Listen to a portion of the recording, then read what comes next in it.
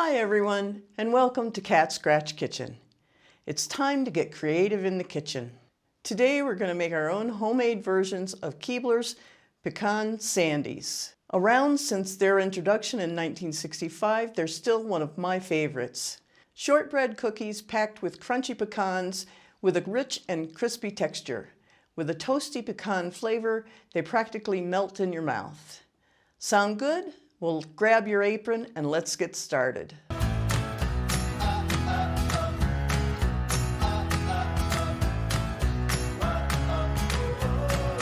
Okay, in your stand mixer or with a hand mixer, we're going to need 1 cup of butter that's softened. Now whip it up until it's creamed. It only should take you about 30 seconds. Now we're going to add 1/2 cup of powdered sugar. And for our powdered sugar and our flour, we want to make sure that we sift it when we put it in, because we want to make sure that we have a smooth and even texture in our cookies. Then we need a tablespoon of whole milk and 2 teaspoons of vanilla. Now we're going to beat it together until it's light and fluffy. Take a second if you need to scrape it down.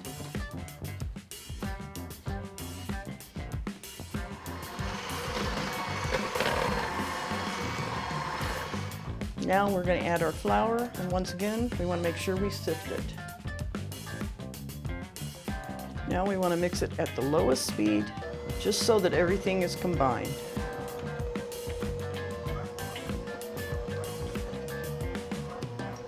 Now we're going to stir in 1 cup of chopped pecans. Once it's all thoroughly mixed, we want to set it in the fridge for about 30 minutes because we want to make sure that our cookies don't spread. Plus the chilling makes it easier to shape them when we're ready to go.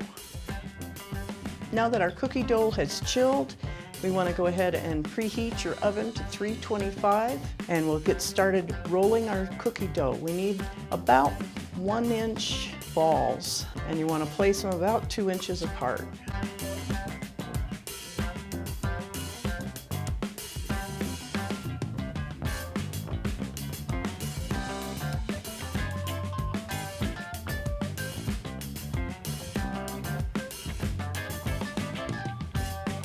Now we want to sift another 1/4 cup of powdered sugar into a small bowl or even a plate. And we want to take a flat surface, either a measuring cup like I'm using or the bottom of a glass, dip it into your powdered sugar, make sure the excess is off, and press down your cookies.